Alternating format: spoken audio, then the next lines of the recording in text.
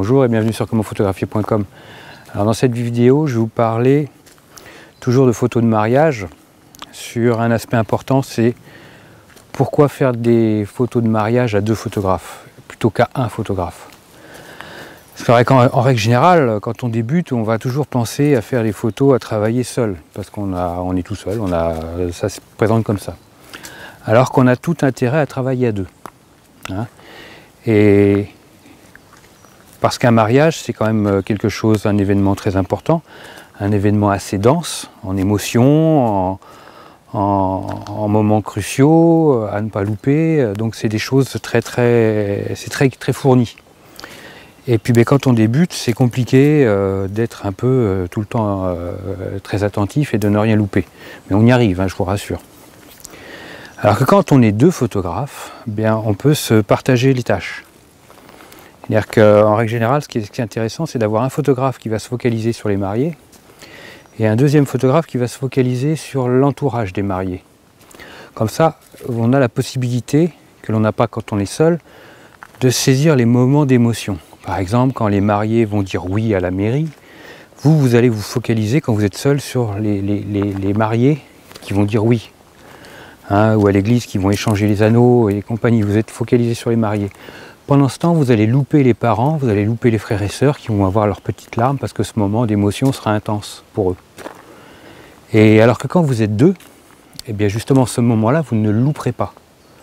Vous aurez la totalité du moment, des moments importants et des émotions de chacun. Et ça, c'est pour la réussite d'un reportage de mariage, c'est crucial. Hein? En même titre que pour certains photographes qui n'aiment pas se taper les tables au repas, qui n'aiment pas faire certaines prises de vue qui leur plaît beaucoup moins, travailler à deux c'est plus simple parce que le photographe en chef, entre parenthèses, va dire moi je vais faire les mariés, je vais faire les poses des mariés et à charge à l'autre de faire le reste de la noce. Donc voilà, après si vous êtes à deux photographes, c'est à vous de vous arranger et puis de vous dispatcher les tâches. Mais pour moi, le couple idéal, c'est d'avoir un sur les mariés et un sur l'entourage des mariés. Comme ça, on peut saisir les émotions de chacun à tout moment. Et puis après, on peut tourner à tour de rôle. Un mariage, tu fais les mariés, le mariage suivant, c'est à mon tour de les faire. Comme ça, si jamais il y a des histoires, là, il n'y aura pas de jaloux. Autre chose importante, quand on est plusieurs à deux photographes, l'idéal, c'est d'avoir un photographe homme et un photographe femme. C'est la préparation des mariés. Comme ça, le photographe femme pourra aller suivre la préparation de la mariée. Comme ça, il n'y aura pas d'histoire avec le marié ou la jante masculine. Puis la mariée sera plus à l'aise avec une femme. Elle pourra plus livrer des choses sympas dans ses moments d'intimité. Et idem pour le photographe homme, qui lui pourra suivre la préparation du marié. Il y aura plus de connivence entre hommes. Il sera moins gêné que si c'était une femme en face de lui, qui le regardait enfiler ses chaussettes ou galérer pour nouer sa cravate. Voilà. Donc voilà, je dirais il y a tout intérêt à travailler à deux.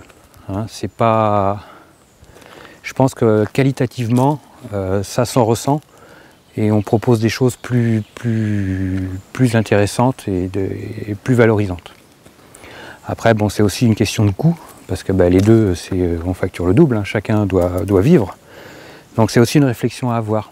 Mais je pense que c'est une idée intéressante à creuser et c'est une solution, je dirais pour moi, qui est vraiment la plus intéressante. Merci à vous, n'hésitez pas à cliquer sur like sur cette vidéo. Moi, ça me fera très plaisir. Et je vous dis à très vite sur commentphotographier.com.